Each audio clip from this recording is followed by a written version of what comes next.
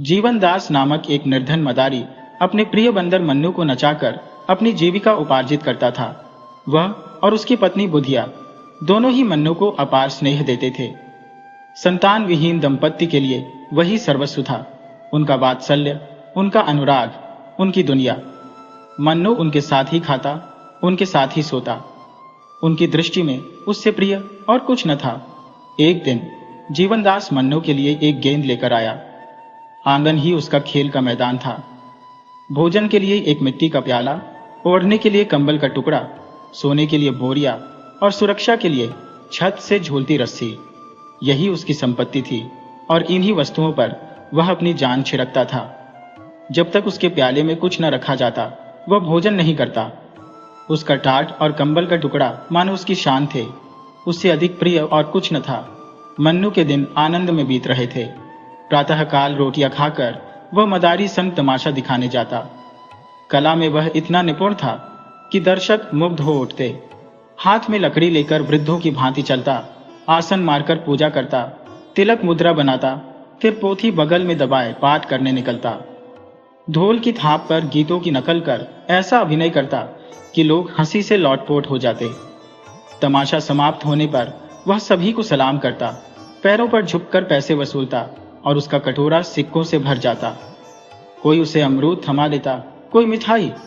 मोहल्ले वालों के लिए वह मात्र एक तमाशे की चीज था। घर पर भी उसका चहेता बने रहना तय था।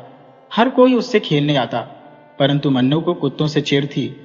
उसके भय से गली में कोई कुत्ता फटकता भी न था।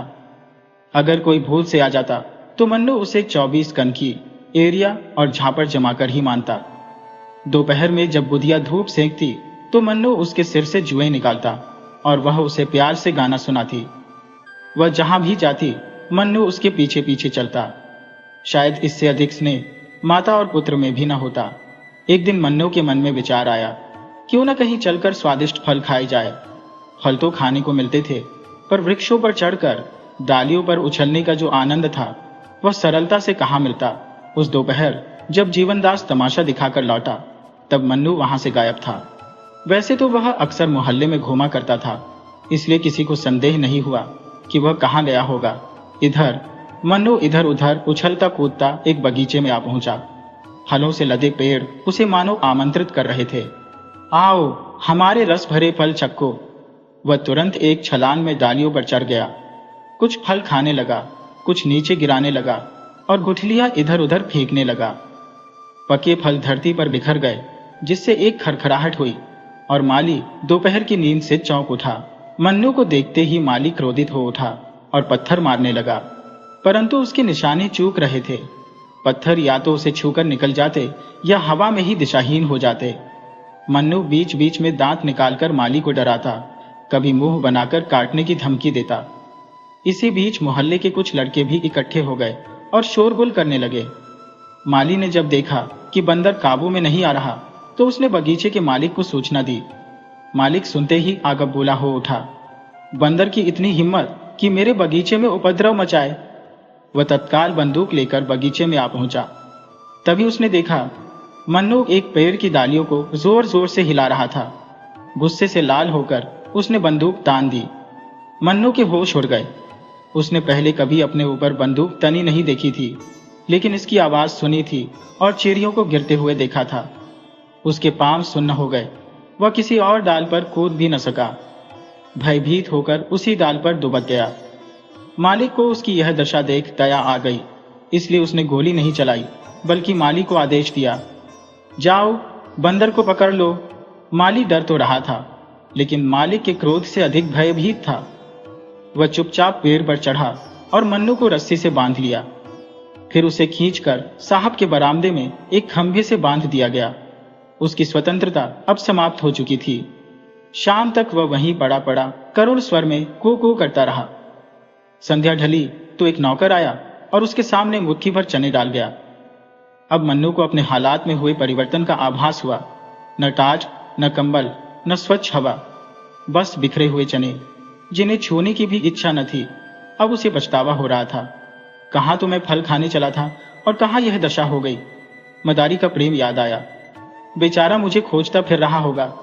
रात भर वह जागता रहा खंभे के चारों ओर चक्कर लगाता रहा। साहब का कुत्ता टॉमी बार बार आकर उसे डराता और भौंकता। सवेरा हुआ, साहब आए और मन्नू को 2 ठोकरे मारते हुए बोले, स्वर, रात भर चीख चीख कर नींद हराम कर दी। ये कहकर वे चले गए। पूरा दिन बीत गया, किसी ने उसकी आगे चने तक न डाली। संध्या होते होते मदारी को इस घटना का पता चला। वह तत्काल साहब के घर पहुंचा। मन्नू ने उसे देखा तो अधीर होकर जंजीर तोड़ने को मचलने लगा, मानो खंभे को उखाड़ ही देगा। मदारी ने आगे बढ़कर मन्नू को गले से लगा लिया और साहब से प्रार्थना की, हुजूर, भूल तो इंसान से भी हो जाती है, यह तो मात्र एक पशु है। आप चाहें तो मुझे सजा दें, पर इसे मुक्त कर दें। परंतु साहब को दया का पाठ पढ़ना नहीं आया था। वह गरज कर बोले, चुप रह बाजी, मेरे सिर मत चढ़। अंदर छोड़कर बाप का सत्यानाश कर डाला, अब आकर गिड़गिड़ा रहा है। फिर क्रोध से बोले, जाकर देख इसने कितने फल नष्ट कर डाले। अगर इसे लेना चाहता है तो 10 रुपए लाकर दे, वरना चुपचाप यहां से दफा हो जा, नहीं तो कोई और इसे इस कीमत पर खरीद लेगा। मदारी निराश लौट गया। 10 रुपए कहां से लाता? उसने घर पहुंचकर सारी बात बुधिया को बताई। बुधिया तैश में आकर बोली, वाह रे तुम्हारी मर्दानगी, जाकर लाठी मारी होगी, हाकिमों से बड़े आदर से बात की जाती है। फिर उसने मन्नू का सामान एक गठरी में बांधा और मदारी के साथ साहब के घर पहुंच गई। मन्नू ने जैसे ही बुधिया को देखा, वह और भी जोरों से उछलने लगा, खंभा हिलाने लगा। बुधिया ने साहब से विनती की, सरकार, हम आपके द्वार भीख मांगने आए हैं, कृपया हमें बंदर का दान दे दीजिए। साहब ठठाकर हंसा, आजकल लोग दान देना पाप समझते हैं, हम पर एहसान करना चाहते हो? रहने दो, हम पर एहसान की कोई चाह नहीं, भगवान इसका फल देंगे। बुधिया ने नम्रता से उत्तर दिया, मैं नहीं जानती कि भगवान कौन भला है, परंतु क्षमा सबसे बड़ी महिमा है। मगर साहब अडिग थे, हमारे यहाँ सबसे बड़ी महिमा दंड की है। बुधिया फिर बोली, आप हाकिम हैं, हाकिमों का काम न्याय करना है, हलों के पीछे 2 इंसानों की जान लेंगे? साहब ठाका लगाकर बोले, न्याय करना हमारा काम नहीं, हम तो बस मौज करते हैं। बुधिया के हर तर्क विफल हो गए। अंत में वह निराश होकर बोली, हुजूर, इतना हुक्म दे दीजिए कि मैं मन्नू की वस्तुएं उसके पास रख दूं, वह इन पर प्राण देता है। साहब ठंडे स्वर में बोले, मेरे यहाँ कूड़ा कचरा रखने की जगह नहीं। हताश होकर बुधिया लौट गई। साहब के कुत्ते टॉमी ने जब अंदर झांका तो वह भी मन्नू की करुण चिल्लाहट सुनकर ठिठक गया। साहब कमरे से बाहर आए, मन्नू को कई ठोकरें मारी और नौकरों को आदेश दिया, इस बदमाश को 3 दिन तक कुछ खाने के लिए मत देना। संयोग से उसी दिन एक सर्कस कंपनी का मैनेजर साहब से मिलने आया। उसकी नजर मन्नू पर पड़ी। वह बंधा हुआ रोनी सूरत बनाए बैठा था। वह धीरे से उसके पास गया और पुचकारने लगा। मन्नू कुचलकर उसकी टांगों से लिपट गया, जैसे वर्षों बाद कोई अपना मिला हो। उसने दोनों हाथ जोड़कर सलाम किया। मैनेजर समझ गया कि यह पालतू जानवर है, उसे अपने सर्कस के तमाशे के लिए एक बंदर की जरूरत थी। उसने साहब से बात की और उचित मूल्य देकर मन्नू को अपने साथ ले गया। लेकिन मन्नू को शीघ्र ही समझ आ गया कि वह आग से निकलकर अंगारों में आ गया है। मैनेजर ने उसे बंदरों के रखवाले को सौंप दिया। वह एक निष्ठुर और क्रूर व्यक्ति था। उसके अधीन कई बंदर पहले से ही कष्ट भोग रहे थे। सर्कस में मन्नू को कई नए करतब सीखने पड़े। गाड़ी पर चढ़ना, दौड़ते घोड़े की पीठ पर कूदना, पतली रस्सी पर संतुलन बनाना और भी कई कठिन साधनाएं थी। इन सबको सीखने के दौरान उसे बहुत मार खानी पड़ी। जरा भी चूकता तो पीठ पर डंडा पड़ता। परंतु सबसे बड़ा कष्ट यह था कि उसे दिन भर एक संकीर्ण पिंजरे में बंद रखा जाता। मदारी के यहाँ भी उसे तमाशा दिखाना पड़ता था, लेकिन वहां उसे प्यार और देखभाल मिलती थी। यहाँ हर वक्त लाठी की मार और कारावास।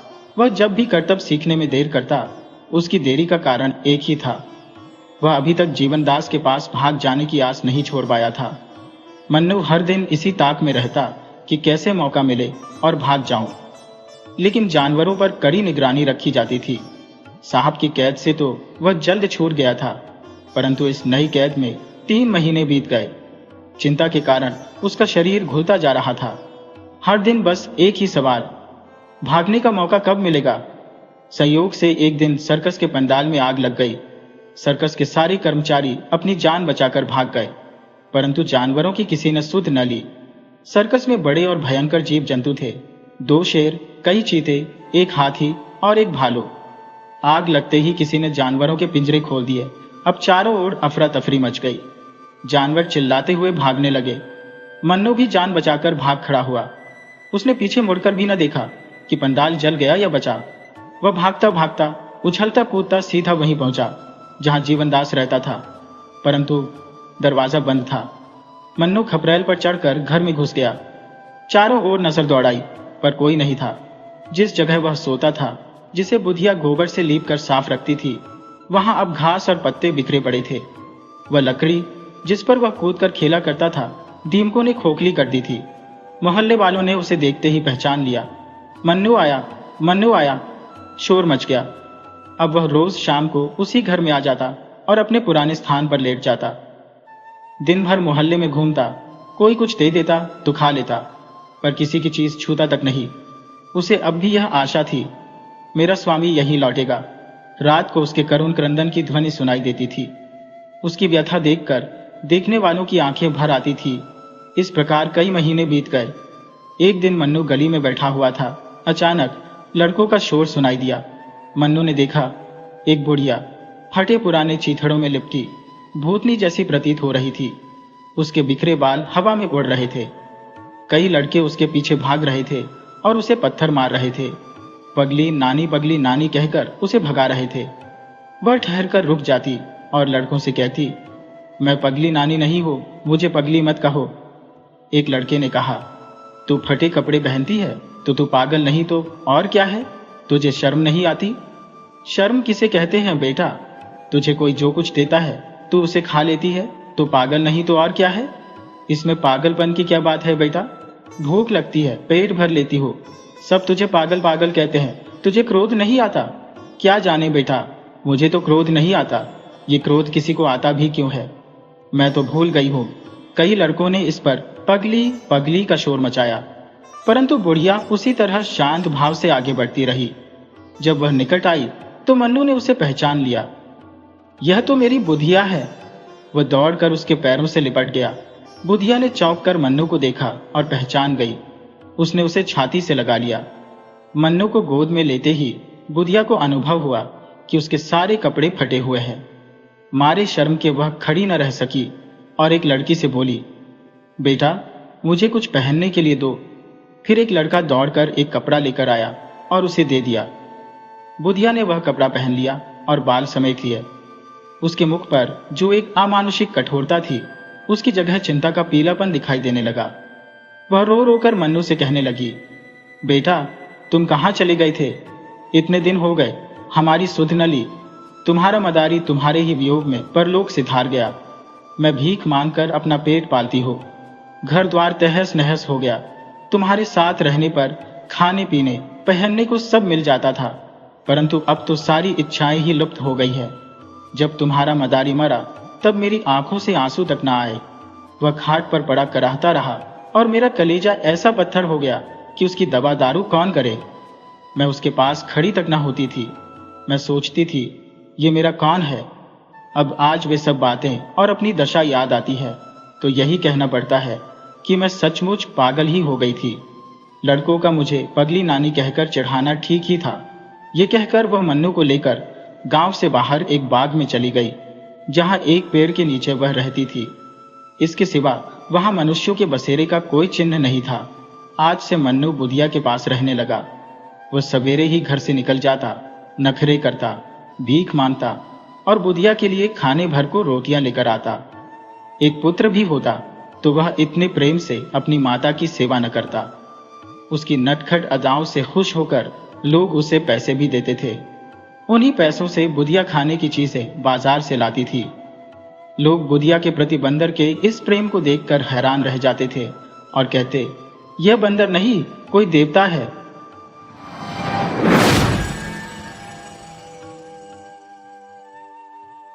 कुछ समय पुरानी बात है कि डेनमार्क देश में 3 भाई रहते थे। यह तो पता नहीं कि यह सब कैसे हुआ, पर एक बार उन तीनों भाइयों को एक एक वरदान मिला। दोनों बड़े भाइयों ने तो यह वरदान मानने में जरा भी देर नहीं की। उन्होंने तुरंत ही यह इच्छा प्रकट की कि वे जब भी अपनी जेब में हाथ डालें तो उन्हें उसमें धन मिल जाए, यानी कि जब भी उनको पैसे की जरूरत हो तो उनकी जेब में हमेशा पैसे रहे। लेकिन सबसे छोटा भाई, जिसका नाम बूट्स था, उसने किसी दूसरे प्रकार की ही इच्छा प्रकट की। उसकी इच्छा थी कि जो भी स्त्री उसे देखे वही उसे प्रेम करने लगे। उन सब की इच्छा पूरी हुई, पर कैसे, इसके लिए अब आगे की कहानी सुनो। इन इच्छाओं के पाने के बाद दोनों बड़े भाइयों ने दुनिया देखने का प्रोग्राम बनाया। बूट्स ने उनसे पूछा कि क्या वह भी उनके साथ दुनिया घूमने चल सकता था, परंतु उन्होंने उसकी एक न सुनी और बोले, हम तो जहां भी जाएंगे राजकुमार समझे जाएंगे, मगर तुम एक बेवकूफ लड़के समझे जाओगे। तुम्हारे पास तो एक पैनी भी नहीं है और न कभी होगी, फिर तुम्हारी देखभाल भी कौन करेगा। पर बूट्स ने जिद की, कुछ भी सही, मैं तुम्हारे साथ ही चलूंगा। काफी प्रार्थना के बाद वे दोनों बड़े भाई उसको अपने साथ ले चलने के लिए मान गए, पर साथ में उन्होंने एक शर्त लगा दी कि वह उनका नौकर बनकर उनके साथ चलेगा। बूट्स मान गया, सो वे तीनों चल पड़े। 1-2 दिन का सफर करने के बाद वे लोग एक सराय में आए। दोनों बड़े भाइयों के पास तो खूब पैसा था, सो उन्होंने बड़े शानदार खाने का ऑर्डर दिया, जैसे मुर्गा, मछली, गोश्त, ब्रांडी आदि। मगर बूट्स को किसी ने अंदर भी नहीं जाने दिया। उसे गाड़ी, घोड़े और सामान की देखभाल के लिए सराय के बाहर ही छोड़ दिया गया।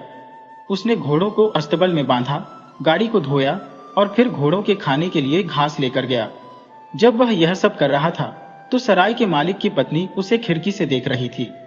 उसकी आंखें उस सुंदर लड़के के चेहरे से ही नहीं हट पा रही थी। हालांकि वह तो मेहमानों का केवल नौकर ही था। जितनी अधिक देर तक वह उसे देखती रही, उसे वह उतना ही अधिक सुंदर दिखाई दे रहा था। सराय का मालिक बोला, अरे तुम वहां खिड़की पर खड़ी खड़ी क्या कर रही हो?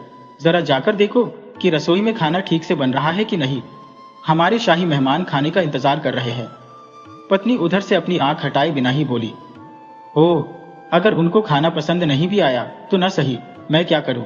मैंने अभी तक इतना सुंदर लड़का पहले कभी नहीं देखा। क्यों ना हम उसको रसोई में बुलाकर कुछ अच्छा सा खाना उसको खाने के लिए दे दें। ऐसा लगता है कि बेचारा काफी मेहनत करता है। क्या तुम्हारा दिमाग खराब हो गया है? रसोई में जाओ और अपना काम देखो। पत्नी ने पति से लड़ना ठीक नहीं समझा, पर उसे एक विचार आया और वह एक कीमती चीज अपने एप्रन में छिपाकर सराय से बाहर आई। ये कीमती चीज थी एक कैंची। यह एक जादुई कैंची थी। इस जादुई कैंची का काम यह था कि इसको हवा में चलाने से जो भी कपड़ा जिस रंग में भी सोचो उसी रंग में कट जाता था। वह बूट्स के पास आई और बोली, यह कैंची तुम रखो क्योंकि तुम बहुत सुंदर हो। इस कैंची की खासियत यह है कि इसको हवा में चलाने से जो भी कपड़ा जिस रंग में भी सोचो उसी रंग में कट जाता है। बूट्स ने उसे नम्रता से धन्यवाद दिया और उससे वह कैंची लेकर अपनी जेब में रख ली। बूट्स के भाइयों का जब खाना खत्म हो गया तो वे फिर चलने के लिए तैयार हुए और बूट्स गाड़ी के पीछे नौकर की जगह पर खड़ा हुआ। फिर वे एक दूसरी सराय में आए। वे दोनों तो सराय के अंदर चले गए और बूट्स बाहर ही सामान आदि की देखभाल करने के लिए खड़ा रहा। भाइयों ने बूट्स को बताया कि अगर कोई तुमसे यह पूछे कि तुम किसके नौकर हो तो तुम कहना कि मैं 2 विदेशी राजकुमारों का नौकर हूं। ठीक है, इस बार भी वही हुआ जो पिछली सराय में हुआ था। सराय के मालिक की पत्नी ने जब उसे देखा तो वह तो बस उसे देखती ही रह गई। पति ने जब अपनी पत्नी को बाहर झांकते देखा तो उसने भी उससे कहा, वहां तुम दरवाजे पर क्यों खड़ी हो? जाओ और जाकर अपनी रसोई देखो। हमारी सराय में रोज रोज विदेशी राजकुमार नहीं आया करते। और जब वह अंदर नहीं गई तो वह उसको उसकी गर्दन पकड़कर अंदर ले गया। इस बार सराय के मालिक की पत्नी ने उसको एक जादुई मेज पोंछ दिया, जिसकी खूबी यह थी कि उसे बिछाने पर जो भी खाना सोचो वही खाना उस मेजपोश पर आ जाता था। तीसरी सराय में भी ऐसा ही हुआ। जैसे ही उस तीसरी सराय के मालिक की पत्नी ने बूट्स को देखा तो वह भी उसकी तरफ आकर्षित हो गई। उसने उसको लकड़ी की एक टोंटी दी, जिसकी खूबी यह थी कि उसे खोलने पर जो भी पीने की चीज चाहो वही मिल सकती थी। बूट्स ने उसको भी नम्रतापूर्वक धन्यवाद दिया और वह टोंटी उससे लेकर अपनी जेब में रख ली। एक बार फिर से वे लोग कड़ी सर्दी में अपने सफर पर चल दिए। अब की बार वे एक राजा के महल में पहुंचे।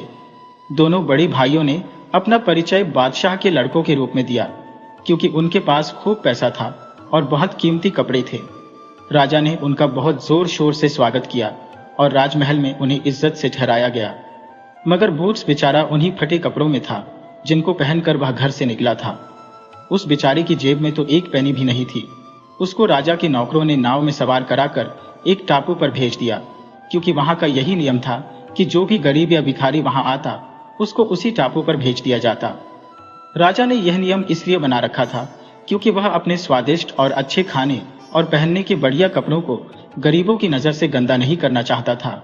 बचा हुआ खाना, जो केवल जिंदा रहने के लिए ही काफी होता था, भिखारियों से और गरीबों से भरे उस टापू पर भेज दिया जाता था। घमंडी भाइयों ने अपने भाई को ऐसी जगह जाते देखा मगर अनदेखा कर दिया, बल्कि वे लोग खुश ही हुए कि अच्छा हुआ, उन्हें उससे छुटकारा मिल गया। जब बूट्स उस टापू पर पहुंचा और उसने वहां के लोगों की हालत देखी तो उसे अपनी तीनों कीमती चीजों की याद आई। सबसे पहले उसने कैंची निकाली और उसे हवा में चलाना शुरू कर दिया और हवा में से बढ़िया बढ़िया कपड़े कट कट कर गिरने लगे। जल्दी ही भिखारियों के पास राजा और उन घमंडी भाइयों से भी अधिक कीमती और सुंदर कपड़े आ गए।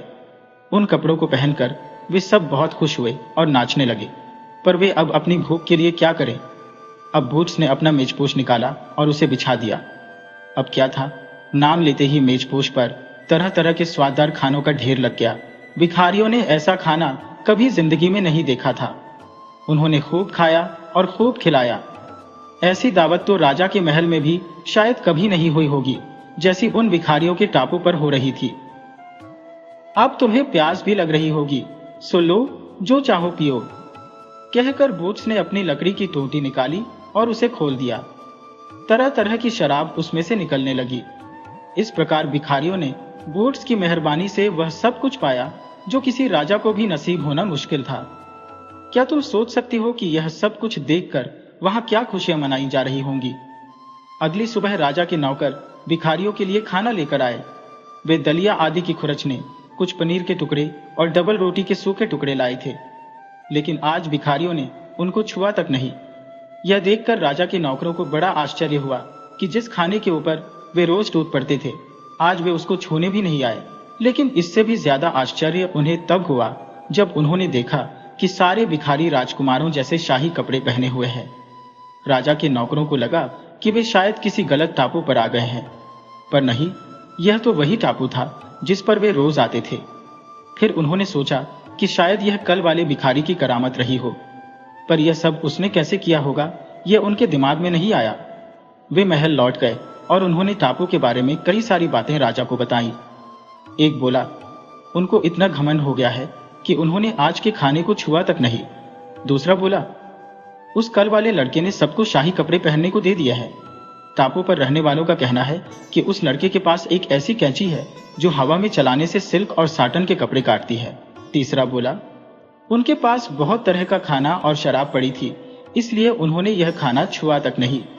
एक और बोला, और मैंने तो उस नए भिखारी की जेब में एक तोती जैसी चीज भी देखी थी।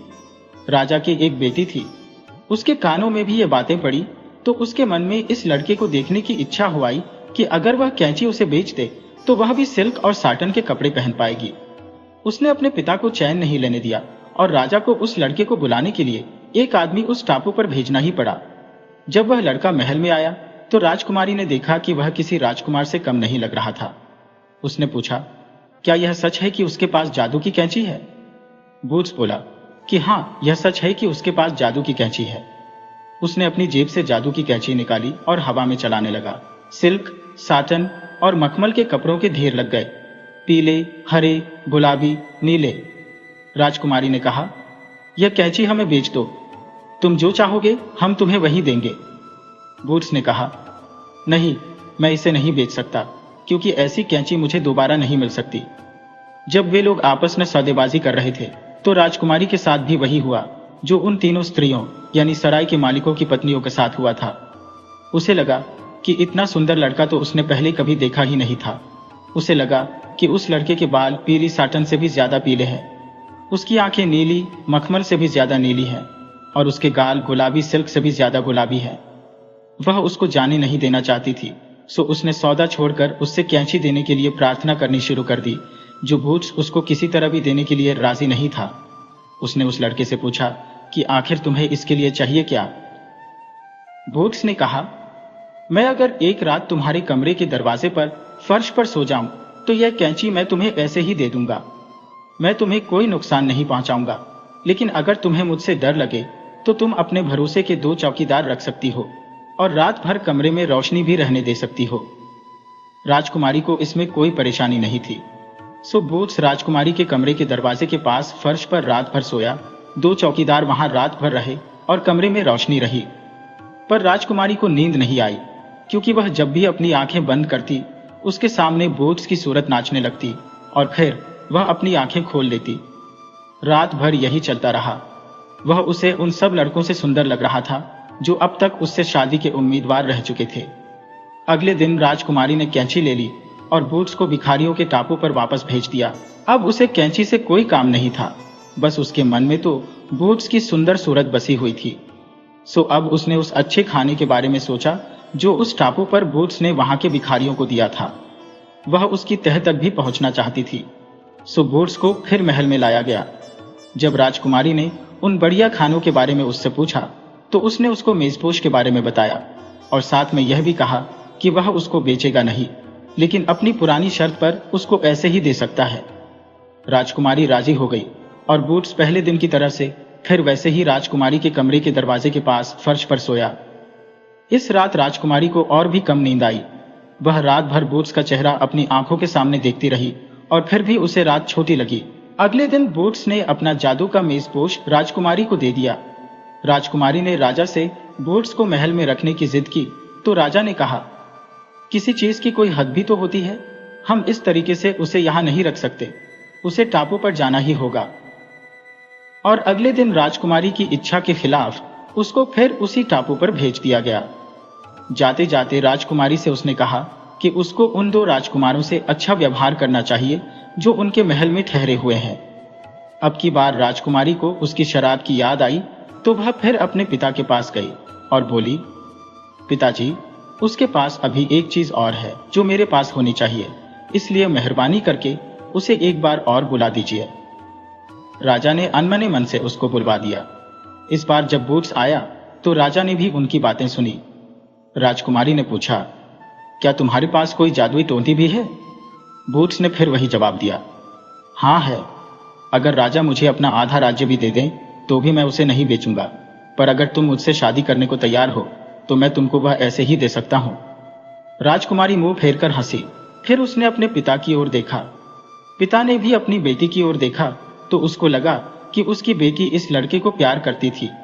राजा ने बेटी से कहा, ठीक है, हम तुम्हारी शादी इस लड़के से कर देंगे, क्योंकि इसके पास ऐसी चीजें हैं जिनकी वजह से वह हमारे जितना ही धनी है। बस फिर क्या था, बूट्स और राजकुमारी की शादी हो गई। राजा ने अपना आधा राज्य उन दोनों को दे दिया। उसके भाइयों को भिखारियों के टापू पर भेज दिया गया। वे वहां उस टापू पर धन का क्या करते, क्योंकि वहां तो खरीदने को कुछ था ही नहीं। अगर बूट्स ने मेहरबानी करके कोई नाव उन्हें लेने नहीं भेजी होगी तो हमें यकीन है कि वे लोग अभी भी वहीं होंगे। पर हम आशा करते हैं कि बूट्स ने उन्हें जरूर माफ कर दिया होगा। पर जब तक वहां बूट्स का राज्य रहा, उसने और उसकी रानी ने फिर किसी और को उस टापू पर नहीं भेजा।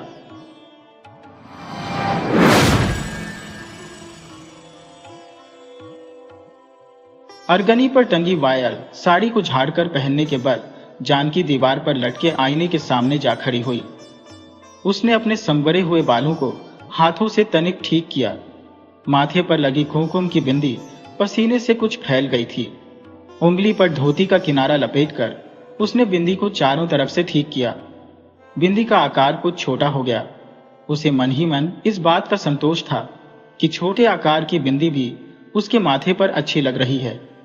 इसके बाद उसने चूड़ियों के डिब्बे में मोड़ कर रखा 2 रुपए का नोट निकाला और उसे धोती के पल्ले में बांध लिया। पीछे मुड़ते ही उसे अपना 1.5 साल का लड़का रवि दिखाई दिया। अपने अति नाजुक पैरों को घसीटते हुए किसी तरह वह उसके पास पहुंच गया और उसने उछलकर अपने दोनों हाथ उसकी ओर फैला दिए। उसने बच्चे को खिड़की के पास बैठा दिया और उसे धोकर अरगनी पर सुखाई गई कमीज पहनाई। उसके बालों को हाथों से सुलझाया और थोड़ा सा तेल लगाकर उन पर कंघी फेरी। मुख पर पाउडर लगाया। गालों को चूमकर उस पर काला टीका लगाकर नजर उतारी। बच्चे को गोद में उठाकर जब उसने घर में पड़े पुराने टाइम पीस की तरफ देखा तब 2 बज रहे थे। सरस्वती अम्माल ने उससे पूछा, इस कड़कती धूप में बच्चे को लेकर सिनेमा जा रही है? प्रश्न सुनकर कहीं उसे गुस्सा ना आ जाए इस डर से वह मुस्कुराने लगी। हाँ, जा रही हो, इससे क्या? तो खुशी से जा। मैंने सोचा धूप है इसलिए कह रही थी। तू व्यर्थ ही गुस्सा हो रही है कि मैं सास की जगह खड़ी होकर तुझे डांट रही हूं। आप सास की पदवी संभाले रहिए। कौन मना करता है? पहले अपने लड़के को पति की तरह रहना तो सिखा दीजिए। जानकी के मुख से हमेशा इसी तरह के कटु शब्द निकलते थे। सरस्वती अम्माल यह सोचकर चुप रह जाती थी कि उसका इस तरह बोलना उचित ही तो है। मैं क्या करूं? मैं अपने को कोस सकती हूं, अपने दुर्भाग्य पर रो सकती है, कहकर सरस्वती अम्माल सिर पीटने लगी। सरस्वती अम्माल ने एक बार पूछा था, उसमें क्या कमी है? तूने उसके साथ जीवन बिताते हुए एक पुत्र को भी पा लिया है, अब तू उसकी उपेक्षा क्यों करती है? इसके बाद उसकी क्या दुर्दशा हुई, इसे वही जानती है। हे ईश्वर, शब्द क्या थे? विष बुझे बाण थे। वह आपका पुत्र है, इसलिए आपका दुखी होना उचित है। आपने उसका विवाह करके एक लड़की की जिंदगी को बिगाड़ने का पाप अपने सिर पर ले लिया है। इसके लिए आप जी भरकर रोइए। आ बेटा, हम चलते हैं, कहकर जानकी ने बच्चे को उठाया और चल पड़ी। सरस्वती अम्मल ने कुछ कहना चाहा, कुछ भी हो, पति से एक बार, परंतु वह कुछ कह न सकी। शायद जानकी को भी इस बात का ध्यान आ गया था। वह मन ही मन बड़बड़ाई, बड़ा आया महापुरुष कहीं का, और चुपचाप गली की ओर बढ़ गई। सरस्वती अम्माल द्वार पर खड़ी हुई उसे जाते हुए देख रही थी। मई की कड़कती धूप में आग के समान धधकती हुई तारकोल की सड़क पर बच्चे को गोद में लिए हुए वह नंगे पांव जा रही है। क्या उसमें सिनेमा देखने की इच्छा इतनी बलवती है? कभी कभी उस पर इस तरह का पागलपन सवार हो जाता था। उसकी दशा किसी अंगहीन, अभावग्रस्त या बीमार व्यक्ति के समान हो जाया करती थी। अपने मनोभावों को किसी न किसी रूप में व्यक्त करके ही वह शांत होती थी। जानकी के जीवन में एक बहुत बड़ा अभाव था। वह अभाव क्या था? जानकी की दृष्टि से ओझल होने तक सरस्वती अम्माल द्वार पर खड़ी रही। एक दीर्घ निश्वास लेकर जैसे ही वह कमरे में प्रविष्ट हुई, उसकी दृष्टि दीवार पर टंगी जानकी और अपने पुत्र शिवसामी के विवाह के समय ली गई तस्वीर पर पड़ी। शिवसामी उसका अपना लड़का था, परंतु विवाह के समय ली गई उसकी उस तस्वीर को देख वह विशेष प्रसन्न नहीं हुई। सौंदर्य की प्रतिमा जानकी की बगल में खड़ा नाट्य कद का, ऊंचाई में कठिनाई से ही जानकी के कंधे तक पहुंचने वाला, आंखें जैसे बाहर को निकली हुई, दांत मुंह से बाहर झांकते हुए पागलों के समान मुस्कुराता हुआ वह व्यक्ति कितना कुरूप था।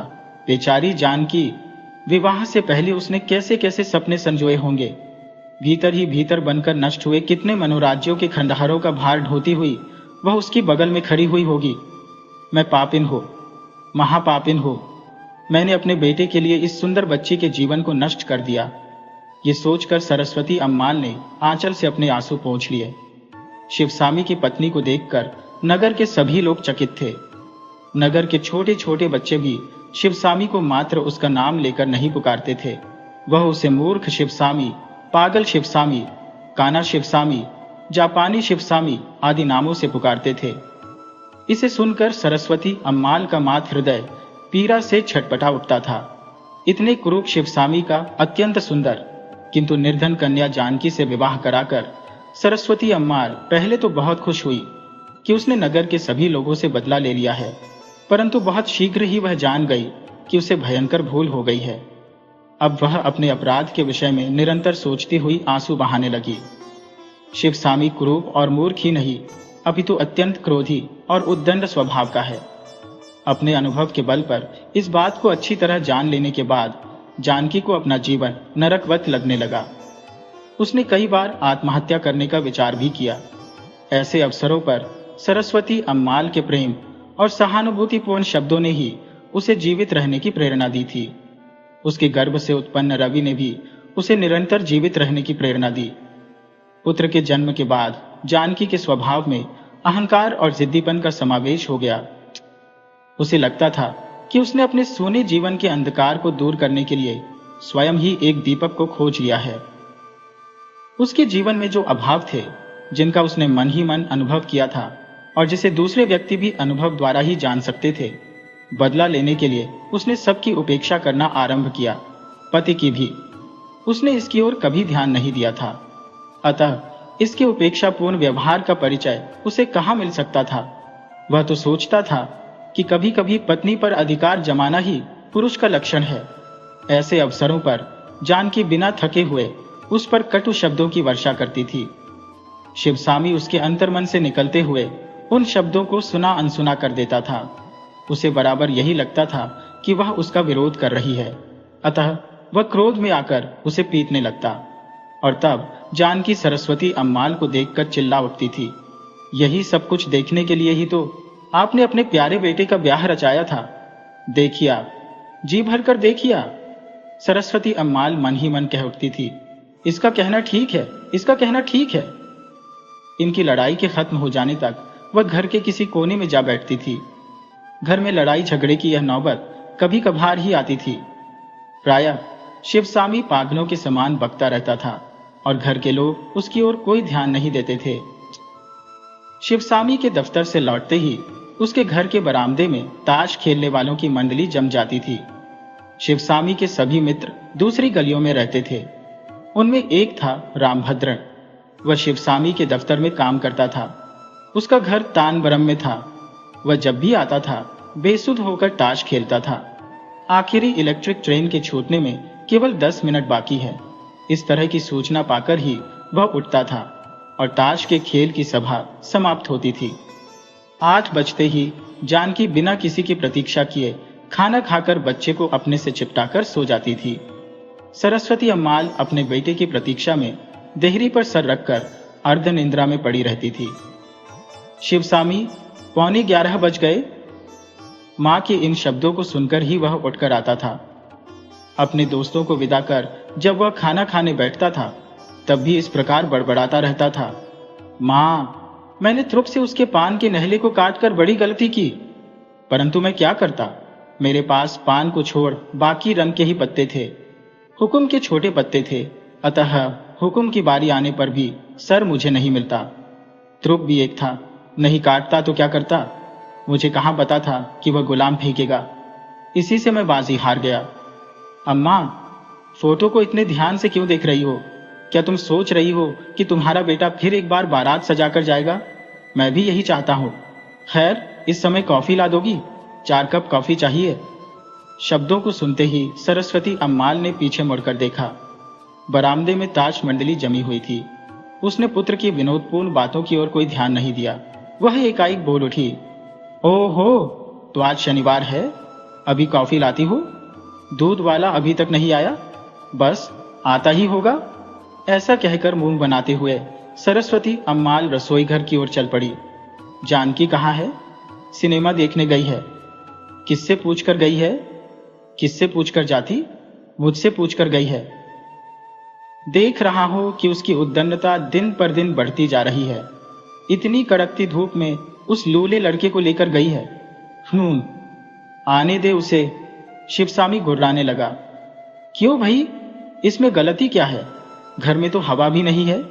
इस घोर दोपहरी में घर में पड़े सड़ने से अच्छा यही है कि तू बाहर घूमा, ये कहकर मैंने ही उसे बाहर भेजा है। अच्छा, वह कहीं जाकर मरे, मुझे क्या? कहकर शिवसामी ताश की गड्डी और 2 चटाइयां लेकर बरामदे की ओर चला गया।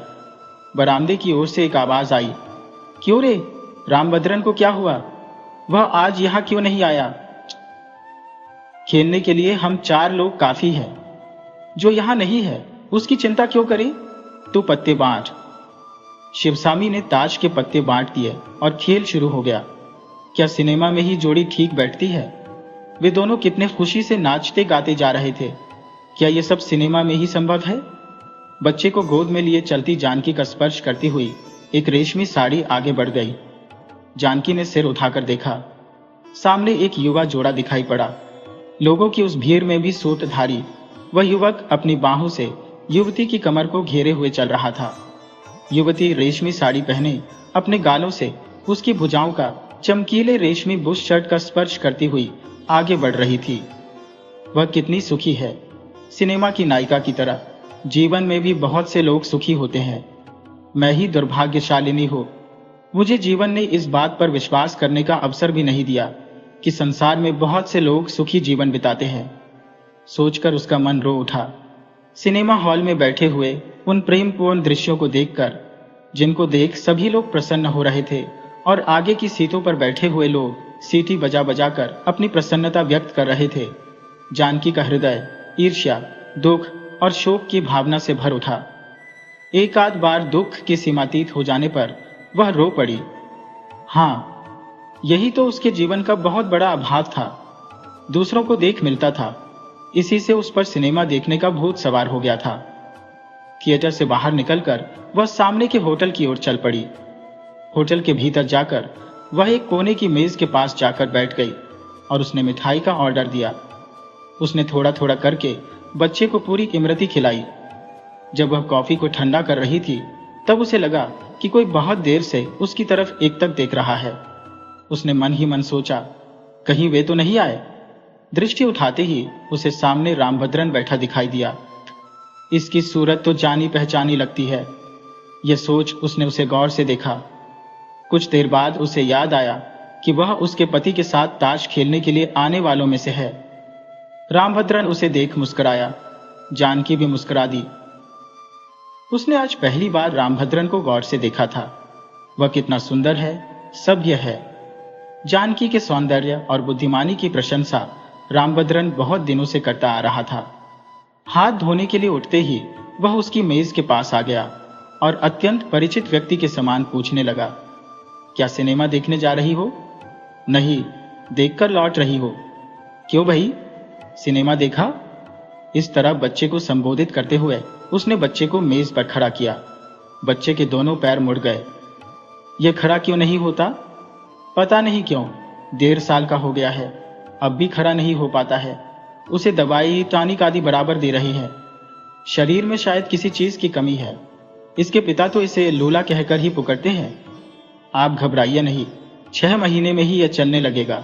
इसका शरीर कमजोर है, वह मूर्ख इसे लोला कहता है। भैया, अब यदि तेरे पिता तुझे लोला कहें तो तू कहना कि मैं तेरी तरह लोला नहीं हो। क्यों, ठीक है ना? बच्चे को इस तरह समझाकर रामभद्रन जानकी की ओर देखकर हंसने लगा। जानकी के हृदय में कोई बात चुभ सी गई, परंतु हंसकर उसे टाल दिया। बैरी ने बिल लाकर मेज पर रख दिया। जानकी ने उसे उठाने के लिए हाथ बढ़ाया। तभी मैं पैसे दिए देता हूं, कहकर रामभद्रन ने भी बिल की ओर हाथ बढ़ा दिया। अचानक ही दोनों के हाथ एक दूसरे से टकरा गए। बड़ी तेजी से दोनों ने अपने हाथों को पीछे कर लिया। इस बीच मेज पर पड़ा बिल उड़कर नीचे गिर पड़ा। रामभद्रन ने उसे उठा लिया। क्षण भर के लिए जानकी का मुख लज्जा से लाल हो गया। इतनी जल्दी वे दोनों एक दूसरे के इतने निकट कैसे आ गए? इस बात पर चकित होते हुए और उसकी ओर देख मुस्कुराते हुए उसने बच्चे को गोदी में उठा लिया। होटल से बाहर आने तक उसके मुख की लालिमा मिटी नहीं। पीछे से रामभद्रन की आवाज सुनाई दी, आप चिंता क्यों करती है? आप प्रतिदिन समुद्र के किनारे जाकर कमर तक गहरे रेत के गड्ढे में बच्चे को सिर्फ 1 घंटे के लिए खड़ा करके देखिए। 1 महीने में ही वह चलने लगेगा। ऐसी बात है? हाँ, आप चाहें तो ऐसा करके देखिए। क्या आप इस समय घर जा रही हैं? अभी जाकर।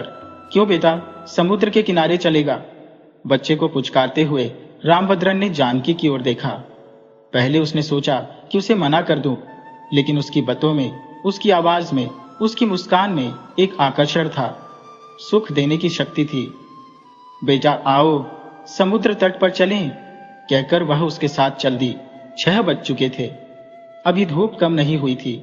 एक नौका की छाह में कमर तक गहरे रेत के गड्ढे में रवि को खड़ा करके जानकी और रामभद्रन एक दूसरे के सामने मौन बैठे हुए थे। जानकी को रह रह कर रोना आ रहा था, पर पुरुष के सामने वह रो भी नहीं सकती थी। रामभद्रन भी कुछ सोचता हुआ शून्य दृष्टि से आकाश की ओर देख रहा था। वह बीच बीच में लंबी सांसें छोड़ रहा था तथा माथा खुजला रहा था। अरे हाँ, आज तो शनिवार है। आपकी दफ्तर से सीधे घर जाने की इच्छा नहीं हुई? जानकी ने पूछा। 2 दिन से परेशान हो, न तो घर गया और न ही दफ्तर। हाय, ऐसा क्यों? क्या पत्नी घर में नहीं है? कहकर जानकी हंस पड़ी। कहीं जाकर मर जाती तो चैन से रहता। वह दुष्य जीवित रहकर मेरी जान खा रही है। उसे गाली क्यों दे रहे हैं? उसे एक दिन हमारे घर लेकर आइए ना। हे ईश्वर, तू मेरी परीक्षा क्यों ले रहा है? कहकर उसने अपना सिर पीट लिया। क्या हम आपकी पत्नी के दर्शन नहीं कर सकते? क्या आपको डर है कि हम उसे आपकी ताश की बाजियों के बारे में बता देंगे? आप मत घबराइए, हम उसे कुछ भी नहीं बताएंगे, कहकर जानकी हंस पड़ी। यदि आप उसे अवश्य देखना चाहती है तो एक काम कीजिए, अपने पति शिवस्वामी को साड़ी पहनाकर देख लीजिए, साक्षात मेरी श्रीमती जी का रूप दिखाई देगा। हाय रे मेरे दुर्भाग्य, हाय रे मेरे दुर्भाग्य। जानकी एक क्षण जड़वत खड़ी रही। आपने उससे शादी क्यों की? यह सब नियति का खेल है। उसके पिता ने ही मुझे पढ़ाया लिखाया था। उसके पास अपार संपत्ति थी। ये लड़की उसकी एकमात्र उत्तराधिकारिणी थी। कोई बात नहीं, आपको किसी तरह का संतोष तो है? वह और भी कुछ कहना चाहती थी, परंतु दांतों से जीभ दबाकर चुप हो गई। कहिए, जो कुछ कहना चाहती है कहिए, मैं बुरा नहीं मानूंगा। नहीं, कुछ नहीं। आप अवश्य ही अपनी बात छिपा रही है। आप जो चाहे कह सकती है। आप शायद कहना चाहती है कि हम दोनों की स्थिति बिल्कुल एक सी है। जब मैं पहली बार आपके घर आया था तब आपको देखते ही मेरा मन रो उठा था। मुझे लगा कि आपकी स्थिति मेरे समान ही है। यही तो शायद आप भी कहना चाहती थी। हाँ, नहीं, मेरी स्थिति तो आपसे भी बदतर है। आप पुरुष है और मैं स्त्री। आपने तो उपकार का बदला चुकाने के लिए भविष्य में मिलने वाले धन का ध्यान करके यह काम किया, परंतु मुझे क्या मिला? मैं इस तरह का कष्ट क्यों झेल रही हूं? जानकी की जबान लड़खड़ा रही थी। उसका एक शब्द स्पष्ट सुनाई पड़ता था तो दूसरा भावों के भार से दब जाता था। इसके बाद दोनों रेत पर रेखाएं खींचते हुए मौन बैठे रहे। दोनों मन ही मन अपने अपने जीवन चित्र में अपने पास खड़ी आकृति को मिटाकर उसके स्थान पर सामने बैठी आकृति को फिट करके देख रहे थे। जानकी ने पिक्चर में नायक नायिका की जो जोड़ी देखी थी, उससे कहीं अधिक सुंदर और भव्य जोड़ी उसे दिखाई दी। रामभद्रन ने उससे पूछा, आपकी आयु क्या है? 24 साल। आपकी? 27 साल, कहकर रामभद्रन ने गहरी सांस ली। जानकी भीतर ही भीतर गहरी सांसें ले रही थी। दोनों बहुत देर तक मौन बैठे हुए रेत में लकीरें खींचते हुए जैसे मन में चल रही भावनाओं के संघर्ष को व्यक्त कर रहे थे। सहसा जानकी खिलखिलाकर हंस पड़ी। क्षण भर के लिए रामभद्रन भय से कांप उठा। हंसते हुए जानकी बोली, देखिए, हमारा जीवन कितने अनोखे ढंग से बदल गया है। आप जो ताश का खेल खेलते हैं, बिल्कुल उसी खेल की तरह। वह कैसे? यदि आपके पास वे सभी पत्ते हो जिनकी आपको जरूरत है और मेरे पास वे सभी पत्ते हो जिनकी मुझे जरूरत है, तो खेल कैसे चलेगा? जानकी, तुम कितने सुंदर ढंग से बातें कर रही हो। यदि वे ऐसा कहते तो। ये सोच जानकी मन ही मन प्रसन्न हुई। जानकी, पुकारते हुए वह उसके पास आ गया। आंखों से आंसू बहाते हुए भर्राए स्वर में वह बोला, हम दोनों भी ताश के पत्ते हैं। खेलने वाले शिवस्वामी और लक्ष्मी है। परस्पर एक दूसरे से ताश के पत्तों को बदल लेना ही तो खेल है। जानकी, तू बुद्धिमती है। मेरे शब्दों का अर्थ समझ रही है ना? जानकी के नेत्र मुंह से गए थे। वह उस काल्पनिक सुख में मग्न हो अपने को लगभग भुला चुकी थी। तभी उसके बेटे रवि ने रामभद्रन का कोट पकड़कर तोतली वाणी में कहा, अप्पा। जानकी ने आंखें खोलकर बच्चे को, अपने आप को और चारों तरफ के वातावरण को ध्यान से देखा। वह तेरे अप्पा नहीं है बेटे, मामा जी है। अप्पा घर में तेरा इंतजार करते होंगे। आ, घर चलें, कहकर उसने रेत के गड्ढे में खड़े अपने बच्चे को उठाकर छाती से लगा लिया। आपकी बात मुझे बिल्कुल ठीक लग रही है। यदि मैं 1 महीने तक बच्चे को रेत के गड्ढे में खड़ा करूंगी तो यह अवश्य ही चलने लगेगा। कल से मैं उन्हें भी यहां ले आऊंगी। आजकल वह ताश के पीछे पागल हो रहे हैं, कहकर जानकी उठ खड़ी हुई। रामभद्रन की समझ में कुछ नहीं आया। वह चुपचाप उसके पीछे चलने लगा। सहसा उसने उसके पास आकर धीरे से पूछा, क्या आप मुझसे नाराज हैं? आपसे नाराज होने का मुझे अधिकार कहाँ है?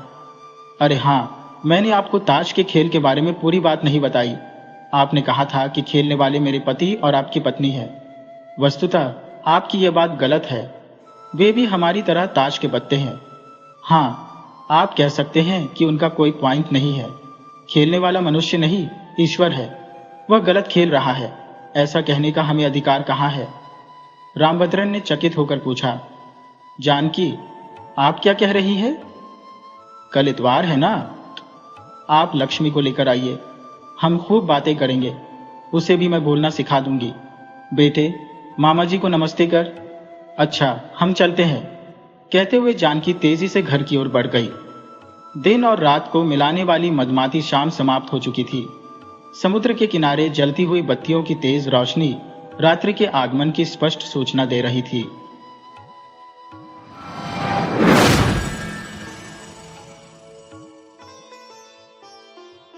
खजूरी इतनी बातूनी थी कि जहां कहीं उसे कोई बात करने वाले मिल जाए, वह उसे ढेर सारी बातें सुनाए बिना नहीं छोड़ती थी। गांव में उसकी ढेरों सहेलियां थी। उसका जब कभी बातें करने का मन करता तो कभी किसी के घर चली जाती तो कभी किसी के घर।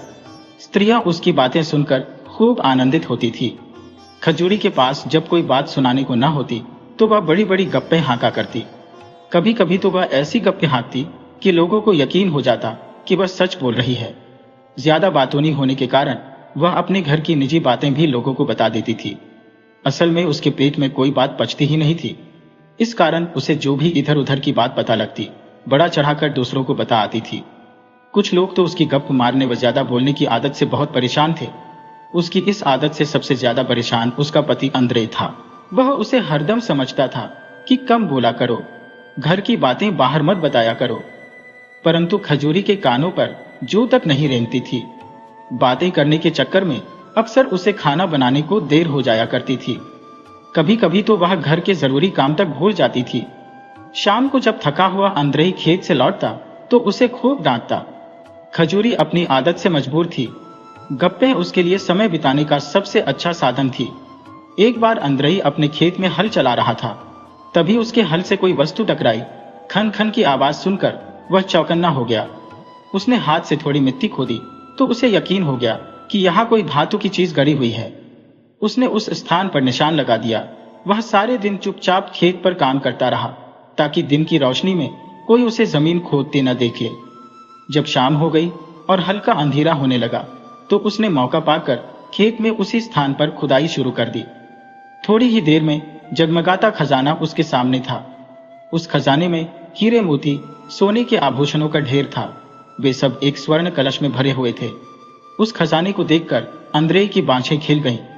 जो ही अंद्रे वह खजाना घर ले जाने के लिए निकालने लगा, क्यों ही उसे याद आया कि उसकी पत्नी को जैसे ही खजाने का पता लगेगा, वह सारे शहर में ढिंढोरा पीट देगी।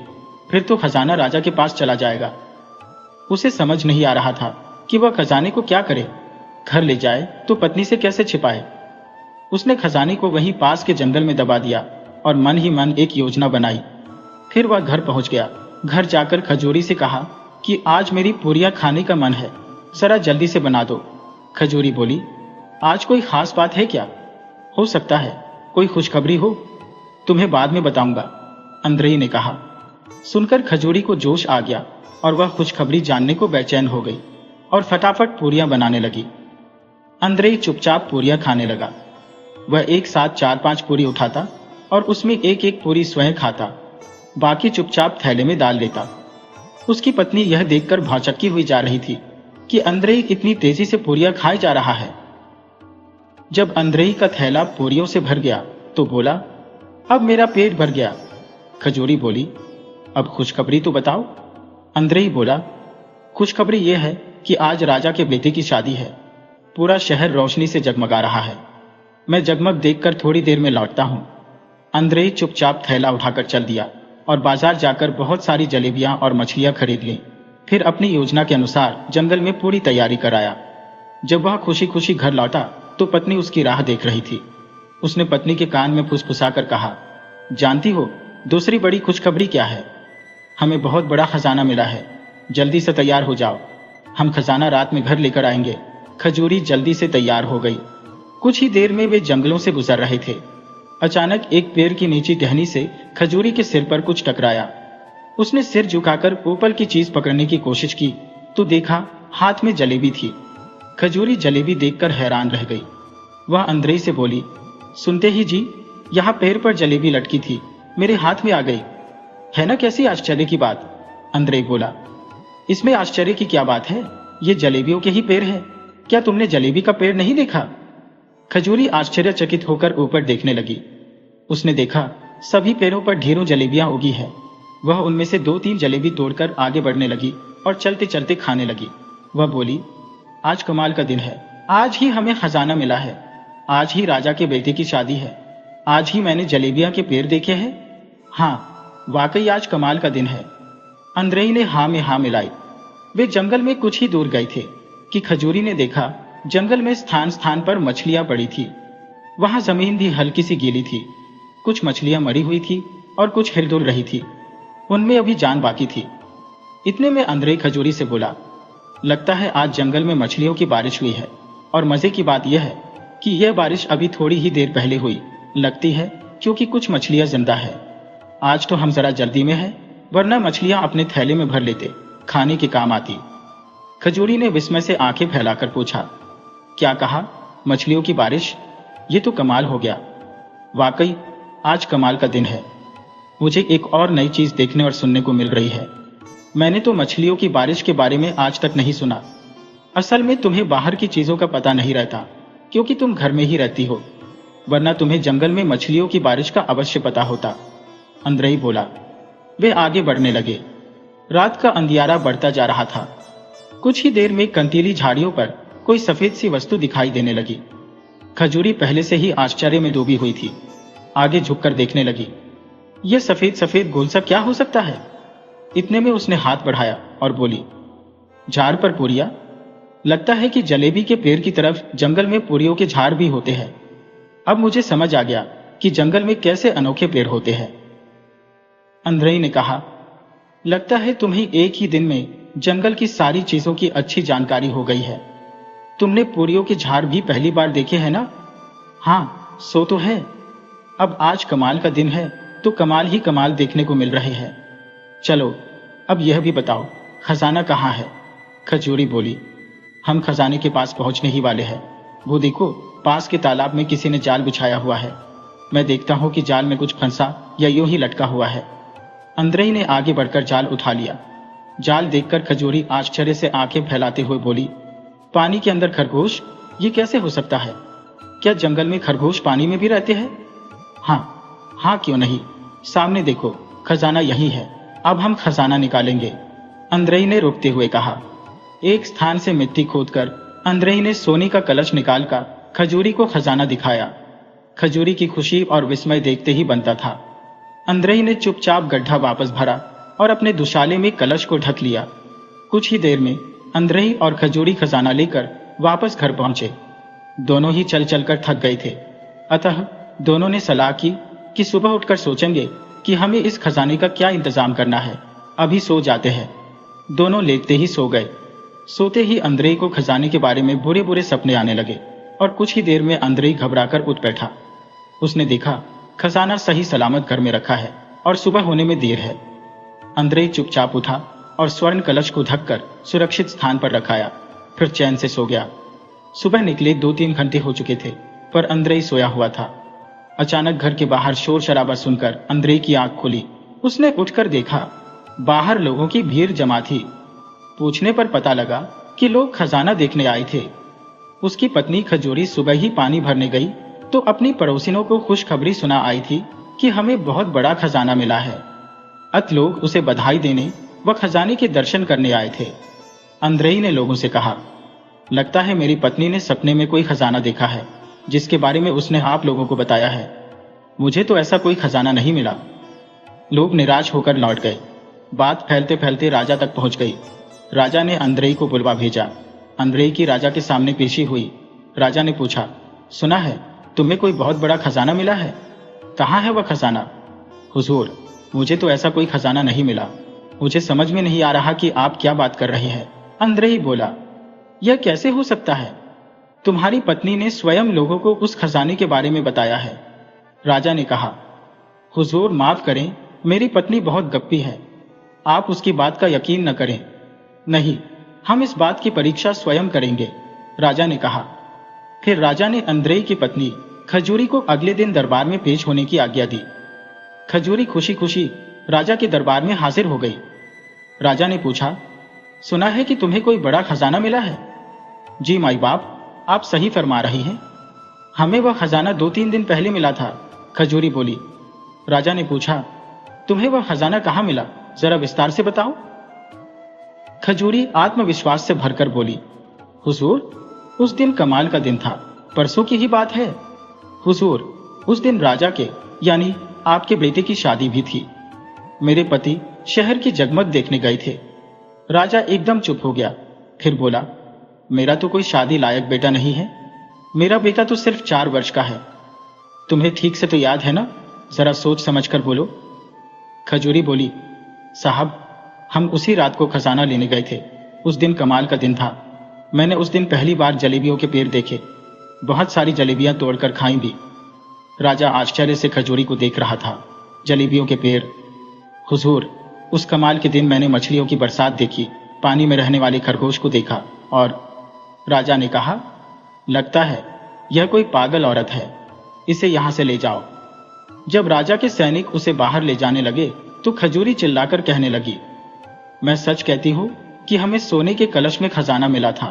उस दिन कमाल का दिन था। मैंने पूरियों की झाड़ भी उसी दिन देखे थे। राजा के सैनिकों ने खजूरी को बाहर निकाल दिया। अंदरई बोला, हुजूर, मैंने कहता था कि मेरी पत्नी की बातों का विश्वास न करें। राजा ने अंदरई को छोड़ दिया। अपने 2 सैनिकों को अगले दिन अंदरई के घर भेजा। उन्होंने खजूरी से पूछा, अच्छा यह बताओ कि घर में खजाना कहाँ रखा है। खजूरी दौड़कर उसी कोने में गई जहां उन्होंने खजाना रखा था, परंतु वहां कोई खजाना न था। वह इधर उधर देखती रही, परंतु उसे कोई खजाना न मिला। राजा के सिपाही वापस लौट गए। अंदरई ने खैर मनाई कि उसकी चतुराई से उसका खजाना बच गया था। वे दोनों सुख से रहने लगे। फिर खजूरी ने भी गप मारना व ज्यादा बातें करना छोड़ दिया।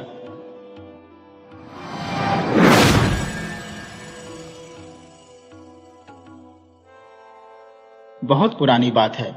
उत्तरी सुमात्रा में एक छोटी सी झील के पास एक गरीब किसान रहता था। सारे दिन वह खेतों में काम करता था। कभी कभी जंगल जाकर लकड़ियां भी काटता था, जिनमें से वह कुछ अपने लिए रख लेता था और शेष बेच देता था। जो पैसा मिलता उससे वह नमक, सूखी मछली, तेल आदि जरूरत का सामान खरीदता था। यदि इसके बाद भी कुछ पैसा बच जाए तो अपने लिए कपड़े या टोपी आदि खरीद लेता था। वह बड़ा मेहनती था। भोर से ही उठकर काम में लग जाता था। अपनी आदत के अनुसार एक दिन वह सुबह जागा तो उसने देखा कि चूल्हा सुलगाने के लिए लकड़ियां नहीं बची हैं। यानी यह बहुत जरूरी था कि वह खेत में जाने से पहले कुछ लकड़ियां काट कर लाए। पर उस दिन पहली बार ऐसा हुआ कि उसका कुछ करने को मन नहीं हुआ। उसे स्वयं पर आश्चर्य हुआ कि आज उसे हो क्या गया है। वह तो ऐसा आलसी कभी नहीं रहा कि काम पर न जाए, मगर उसका मन उस दिन बिल्कुल राजी नहीं हुआ। अंततः उसने मछली पकड़ने का कांटा उठाया और झील की तरफ चल दिया। उसने अपने आप से कहा, चलो कम से कम मछली ही पकड़ो। झील पर आकर उसने एक जगह कांटा पानी में डाला और एक बड़े पत्थर पर बैठ गया। तरह तरह के विचार उसके दिमाग में आ जा रहे थे, जैसे पेट भरने लायक चावलों के लिए मुझे कितना श्रम करना पड़ता है, जबकि मेरे कुछ मित्र बहुत कम परिश्रम करने के बावजूद बेहतर हाल में है। अपनी अपनी किस्मत है, वगैरह वगैरह। अरे, क्या मैं कोई सपना देख रहा हूँ? कांटा इतनी जोर से क्यों हिल रहा है? झील में क्या इतनी बड़ी मछली है? वह हैरान था और जब कांटा बाहर निकाला तो और भी हैरान हुआ। उसकी कांटे में फंसी मछली आम मछलियों जैसी नहीं थी। उसकी त्वचा धूप में हीरों की तरह चमक रही थी। जब वह मछली को उठाने को आगे बढ़ा तो वह इंसानी आवाज में बोली, प्यारे किसान, मुझे पकाकर खाने के लिए घर मत ले जाओ। मुझे किसी ऐसे धान के खेत में छोड़ दो जिसमें पानी भरा हो, और फिर कल दोपहर से पहले मुझे देखने आ जाना। यदि कल ना आ सको तो भी कोई बात नहीं, अगले दिन आ जाना। हैरानी के मारे किसान से बोला भी नहीं जा रहा था। किसी तरह अटक अटक कर उसने पूछा, तुम हो कौन? इसकी फिक्र मत करो कि मैं कौन हूं, कृपया मेरा कहना मानो। ठीक है, किसान ने कहा और उसे उठाकर पानी भरे धान की खेत की तलाश में चल दिया। दुर्भाग्य से ज्यादातर खेतों में पानी न के बराबर था। वह चलता गया और गांव के लगभग आखिरी खेत तक पहुंच गया। इस खेत में एक जगह उसे पानी भरा गड्ढा नजर आया। अभी वह यह सोच ही रहा था कि यदि मछली को यहां डाल दूं तो क्या वह जिंदा रह पाएगी। तभी मछली ने कहा, प्यारे किसान, मैं जानती हूं कि तुम क्या सोच रहे हो। मुझे इस पानी में छोड़ दो, लेकिन सुबह मुझे देखने आना मत बोलना। मैं जरूर आऊंगा, किसान ने कहा और मछली को पानी में छोड़कर घर लौट आया। रास्ते भर वह उस विचित्र मछली के बारे में सोचता रहा, यहां तक कि रात भर वह सो भी नहीं सका। अगले दिन वह बड़े सवेरे ही उठकर उस खेत की ओर चल पड़ा। उसे बड़ी उत्सुकता थी, इसलिए वह लंबे लंबे दग भरते हुए चल रहा था। अभी सूरज नहीं निकला था। मटमैला सा अंधेरा था और सन्नाटा, जिसे पक्षियों की और जानवरों के स्वर बीच बीच में भंग कर देते थे। जब वह खेत के पास पहुंचा तो उसने देखा कि किनारे पर एक सुंदर महिला अकेली बैठी है। किसान को देखकर वह मुस्काई तो किसान डर गया। उसने भागना चाहा। उसे भागने का उपक्रम करते देख वह महिला बोली, क्या रे किसान, भागो मत, डरो मत, मैं भूत नहीं हूं, वही मछली हूं जिसे तुम कल शाम यहां छोड़ गए थे। अब मैं मनुष्य के रूप में हूं। मुझे घर ले चलो और अपनी पत्नी बना लो। पत्नी? क्या तुम मेरी पत्नी बनकर रहोगी? किसान ने थूक गटकते हुए पूछा। हाँ, उसने उत्तर दिया। क्या तुम उस टूटे फूटे झोपड़े में रह सकोगी जहां न तो? किसान हैरान परेशान था। कुछ मत कहो, मैं जानती हूं कि तुम एक गरीब किसान हो। वह किसान की बात काटते हुए बोली, ठीक है, यदि तुम सब जानती हो और फिर भी एक गरीब व्यक्ति के साथ बसर करने को राजी हो, दुख तकलीफें बांटने को राजी हो, तो मेरे घर में, मेरे जीवन में तुम्हारा स्वागत है। किसान बोला, तुम्हें केवल एक बात का ध्यान रखना होगा, भूलकर भी किसी से न कहना कि मैं आई कहां से। औरत में बदल गई। मछली बोली, इतनी सी बात, निश्चिंत रहो, मैं कभी किसी से नहीं कहूंगा। किसान ने उसे भरोसा दिलाया, किसी से भी न कहना, कभी भी नहीं। मछली ने दोहराया, हाँ हाँ, नहीं कहूंगा। किसान ने मुस्कुराकर उसे आश्वस्त किया। किसान को लगा कि यह तो मामूली सी बात है, लेकिन किसी भी राज को पचा पाना कोई मामूली बात नहीं होती है। सुबह जब पड़ोसियों ने देखा तो उन्हें आश्चर्य हुआ कि यह फटेहाल किसान ऐसी सुंदर पत्नी कहां से पा गया। लेकिन न किसी ने पूछा, न उसने बताया कि वह कौन है, कहां से आई है, उसका परिवार कहां है, उनकी मुलाकात कैसे, कहां हुई, शादी कहां हुई। वे दोनों सुखपूर्वक रहने लगे। 2 वर्ष बाद उनके घर बेटा पैदा हुआ। वह भी अपनी मां जैसा ही सुंदर था। उजला उजला रंग, काले घुंघराले बाल, मछली जैसी गोल गोल आंखें। जब वह खाना खाने लायक बड़ा हुआ तो मछली खाने का शौकीन निकला। उसे और कुछ न मिले, बस एक छोटा सा मछली का टुकड़ा मिले तो भी वह संतुष्ट हो जाता था। अब भी किसान हमेशा की तरह ही खेतों में काम करता था। उसकी पत्नी उसके लिए खाना बनाती और स्वयं ही खेत पर लेकर जाती। एक दिन उसने अपने बेटे से कहा, बेटा, आज जरा देर हो गई है, मुझे बहुत से काम निपटाने हैं। ये खाना लेकर तुम जल्दी से अपने पिता के पास जाओ, वे प्रतीक्षा कर रहे होंगे और भूखे भी होंगे। बेटे ने खाने की टोकरी ली और चल दिया, पर रास्ते में उसके साथी मिल गए और वह सब भूल भाल कर उनके साथ खेलने लग गया। वह कई घंटों तक खेलता रहा। जब उसे ध्यान आया तो उसने सोचा कि अब तो बहुत देर हो चुकी है, फिर उसे भूख भी लगाई थी। सारा खाना उसने खुद ही खा लिया। बाद में वह पिता के पास गया और उसने सारी बात उन्हें बताई। सुनकर पिता को बड़ा गुस्सा आया। उसने एक थप्पड़ उसकी कनपटी पर जड़ दिया और बोले, मछली की औलाद, शैतान लड़का, अब तो यहाँ क्या करने आया है, जा भाग यहां से। बेटा रोते रोते घर लौटा तो मां ने पूछा कि क्या हुआ। बेटे ने सारा किस्सा सुनाया और पूछा, पिताजी ने मुझे मछली की औलाद क्यों कहा, क्या यह सच है? हाँ बेटा, ये सच है।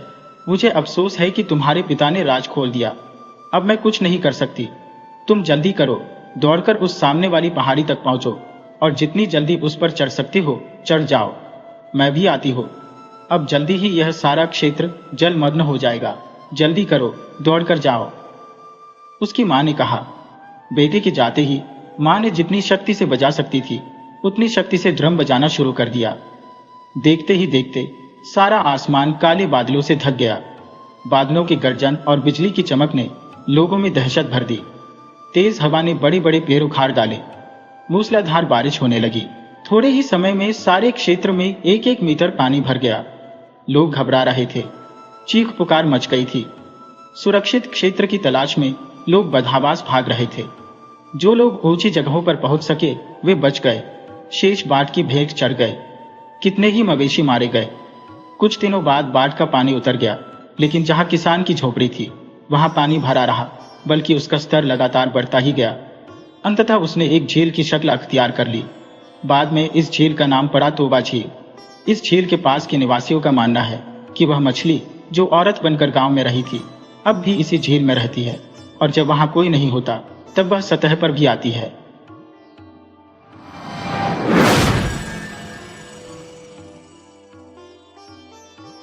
बहुत दिनों पहले की बात है। एक शहर की ओर जाने वाले पथ के किनारे एक सराय खाना था। उस पथ से शहर जल्दी पहुंचा जा सकता था, परंतु उस पथ पर कम लोग ही आते जाते थे। कारण यह कि उस पथ में एक घना जंगल पड़ता था। कभी कभी हिंसक पशु पथ पर चलने वालों पर आक्रमण कर देते थे, जिससे पथिकों की मृत्यु भी हो जाती थी। इसीलिए प्राण भय से लोग उस पथ से शहर जाने में हिचकिचाते थे। जिन्हें जरूरी या जल्दी होती थी, वे ही उस पथ से जान को हथेली पर लेकर शहर जाते थे। उस सड़क पर अधिक आवागमन नहीं था, इसलिए सराय खाने में बहुत कम लोग आते थे। सराय खाने का मालिक अक्सर बैठकर मक्खी मारा करता था। सराय खाने का मालिक अच्छा आदमी था। उसका हृदय दया का सागर था। सराय खाने में आने वालों से वह बहुत अच्छा व्यवहार करता था। उनके आदर सत्कार में कोई कमी नहीं करता था। सराय खाने में रहने खाने के उपरांत अगर किसी के पास पूरा पैसा नहीं होता था, तब भी वह कभी उसके साथ खराब व्यवहार नहीं करता था। अनेक गरीब वहां आते। वे सब जब समय पर उचित पैसा नहीं दे पाते, तब सराय खाने का मालिक उनसे कुछ काम करवा लेता। एक दिन एक पथिक सराय खाने में रहने के लिए आया। उसका नाम था सामंत। वह जाति का कुम्हार था। मिट्टी की हाड़ी, भाड़, कलसे इत्यादि बनाकर वह बेचा करता था। वह सराय खाने में आकर भोजनादि कर रात में वहीं सो गया। सुबह लोग चलने से पहले सराय वाले को पैसे देते थे, परंतु उसके पास पैसे तो थे नहीं। सामंत ने सुना था कि सराय वाला अत्यंत उदार व्यक्ति है। कोई उसका गुणगान करे तो वह बहुत खुश हो जाता है, तब रुपए पैसे के लिए जुल्म नहीं करता है। सुबह सराय से निकलने के समय सामंत ने सराय वाले से कहा, सब लोग आपका गुणगान करते हैं। मैंने भी देखा है कि आप बहुत अच्छे आदमी हैं। ग्राहकों की सेवा अपने लोगों की तरह करते हैं। साधारणतः ऐसा कहीं नहीं देखा जाता है। आपको देने के लिए मेरे पास पैसे नहीं है, पर कुछ कम दामी मिट्टी के पात्र हैं, लेकिन उनसे आपका पैसा पूरा नहीं होगा। मेरे पास कुछ रंगीन खड़िया मिट्टी के टुकड़े हैं, वे सब मैं आपको दे सकता हूं। सामंत के मुख से अपनी प्रशंसा सुनकर सराय वाला मुग्ध हो गया। उसने कहा, मुझे इन सब चीजों की जरूरत नहीं है भाई। तुम्हारे पास पैसे नहीं है तो क्या हुआ, तुम जा सकते हो। सामंत ने कहा, रंगीन खड़िया मिट्टी आप रख लें। ये जादुई खड़िया मिट्टी है, बहुत अद्भुत कार्य होते हैं इसके द्वारा। यह कहकर उसने रंगीन खड़िया मिट्टी से दीवार पर एक पक्षी का चित्र बनाया। पक्षी की देह पर विभिन्न प्रकार रंग लगाने से देखा गया कि वह एक मयूर बन गया है। तस्वीर देखकर सराय वाला बोला, बहुत सुंदर तस्वीर बनाई है तुमने, बिल्कुल मयूर जैसी तस्वीर है। सामंत बोला, और क्या क्या हो सकता है आगे देखिए।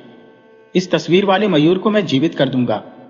यह कहकर उसने तस्वीर की ओर देखकर 2 बार ताली बजाई। आश्चर्य! ताली बजाने के साथ ही तस्वीर जीवित हो उठी। मयूर अपनी गर्दन को इधर उधर घुमाने लगा। उसके बाद दीवार से नीचे उतरकर अपने पंखों को फैलाकर नाचने लगा। तस्वीर वाले मयूर की नाच देखकर सब आश्चर्यचकित हो गए। तस्वीर भी जीवित हो सकती है, किसी ने जाना सुना नहीं था। सभी लोग सामंत की अद्भुत क्षमता की तारीफ करने लगे। तब सामंत ने कहा, अब देखिए, तस्वीर का जीवित मयूर पुनः तस्वीर बन जाएगा। यह कहकर उसने 3 बार ताली बजाई। देखते ही देखते मयूर पहले की तरह दीवार में समाकर चित्र बन गया। सामंत ने सराय वाले को कहा, यह जादू वाला मयूर मैं आपको देकर जा रहा हूं। आप जब 2 बार ताली बजाइएगा, तब मयूर दीवार से नीचे उतरकर नाचने लगेगा। जब 3 ताली बजाइएगा, तब मयूर पुनः पहले जैसी तस्वीर बन जाएगा। यह मयूर आपका बहुत उपकार करेगा। मयूर का नाच देखने के लिए लोगों की भीड़ लग जाएगी आपके सराय खाने में। तब एक बात याद रखिएगा, इस कमरे में मात्र एक व्यक्ति हो तो विपद होगा। मयूर जिंदा तो होगा, परंतु तुरंत मर जाएगा। उसके बाद सामंत सराय वाले से विदा लेकर चला गया। उस दिन से सराय वाले ने अपने ग्राहकों को मयूर का नाच दिखाना शुरू कर दिया। ग्राहक जब भोजन करने बैठते तो वह कहता, देखिए, आप लोगों के आनंद के लिए मैं एक जादू का खेल दिखाता हूं। ऐसा खेल आप किसी भी सराय खाने में नहीं देख पाइएगा। यह कहकर वह दीवार की तस्वीर के सामने खड़े होकर 2 बार ताली बजाता। तुरंत तस्वीर का मयूर जीवित हो जाता एवं धीरे से जमीन पर उतरकर नाच दिखाने लगता। ग्राहक भोजन करना भूलकर आश्चर्यचकित होकर मयूर का नाच देखते रहते थे। कुछ देर बाद सराय वाला 3 ताली बजाता। देखते ही देखते नाचता हुआ मयूर दीवार में समाकर तस्वीर बन जाता। ऐसी आश्चर्य वाली घटना को फैलने में देर नहीं लगती है। जो सुनता अवाक रह जाता। दिन प्रतिदिन सराय खाने में लोगों की भीड़ बढ़ने लगी। सब जादुई मयूर का नाच देखने के लिए आते। वे लोग जल्दी जल्दी भोजन कर लेते, भोजन का पैसा भी पूरा चुका देते, फिर मयूर का नाच देखने का आग्रह करते। सराय वाला तब अपने ग्राहकों को संतुष्ट करने के लिए मयूर का नाच दिखाता। देखते देखते उस उपेक्षित सराय खाने में लोगों का जमघट लगने लगा। सराय वाले का भाग्य जाग उठा। अब वह बहुत अमीर बन गया था। एक दिन रात में एक व्यक्ति सराय खाने में आया। वह दूसरे देश का एक धनी व्यापारी था। उसने सराय वाले को कहा, मैंने सुना है कि तुम्हारे इस सराय खाने में एक जादू के मयूर का नाच होता है, क्या यह सच है? सराय वाले ने कहा, जी बिल्कुल सच है। व्यापारी बोला, मैं मयूर का नाच देखूंगा, इसके लिए मैं तुम्हें एक थैली सोने की मोहर दूंगा। सराय वाले ने कहा, आप थोड़ी देर प्रतीक्षा कीजिए और कुछ लोग आ जाए तो एक साथ सबको नाच दिखाऊंगा। व्यापारी बोला, नहीं नहीं, कोई आदमी नहीं रहेगा। जादुई मयूर का नाच मैं अकेले देखना चाहता हूं।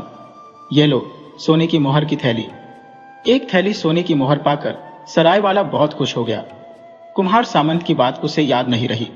उसने कहा, आप बैठिए, अभी आपको मयूर का नाच दिखाता हूं। यह जो आप दीवार पर मयूर की तस्वीर देख रहे हैं, मैं उसे जिंदा कर दूंगा। उसके बाद वह घूम घूम कर नाच दिखाएगा। यह कहकर उसने 2 बार ताली बजाई। तभी तस्वीर वाला मयूर हिलने डुलने लगा, लेकिन वह कूद कर जमीन पर नहीं उतरा। ऐसा लग रहा था मानो हिलने डुलने में उसे बहुत कष्ट हो रहा है।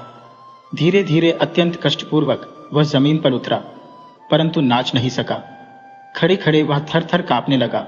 फिर एक तरफ लुढ़क कर उसने प्राण त्याग दिए। पल भर में सारी घटनाएं घट गईं। मयूर जमीन में समाकर एक तस्वीर बनकर रह गया। व्यापारी ने झट से सराय वाली के हाथ से मुहर वाली थैली छीन ली और क्रोध से गर्जन करते हुए कहा, यही है तुम्हारा मयूर नाच? यही दिखाने के लिए एक थैली सोने की मोहर लिया था? मुझे क्या तुमने अहमक समझा है, एकदम मूर्ख समझा है? ये कहकर वह सराय खाने से निकलकर तेज कदमों से चलने लगा। सराय वाले को कुम्हार सामंत की बातें याद आई। वह अपना सिर पीट पीट कर कहने लगा, हाय हाय, क्यों मैं सोने की मोहर के लोभ में पड़ गया। कुम्हार सामंत ने मुझे एक व्यक्ति के सामने मयूर का नाच दिखाने से मना किया था। उसकी बात अनसुनी कर क्यों मैंने सर्वनाश को आमंत्रित किया। हाय हाय, अब कोई ग्राहक मेरे सराय खाने में नहीं आएगा।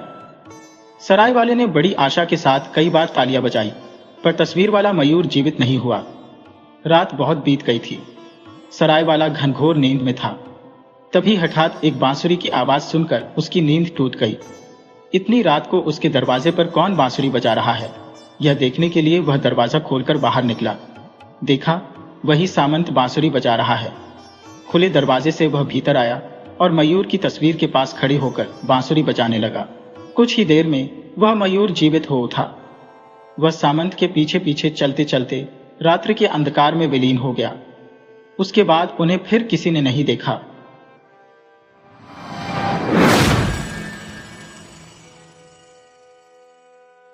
वीडियो अच्छी लगे हो तो इसे लाइक करें और ऐसी ही मज़ेदार कहानियों के लिए चैनल को सब्सक्राइब करें और बेल आइकन दबाएं।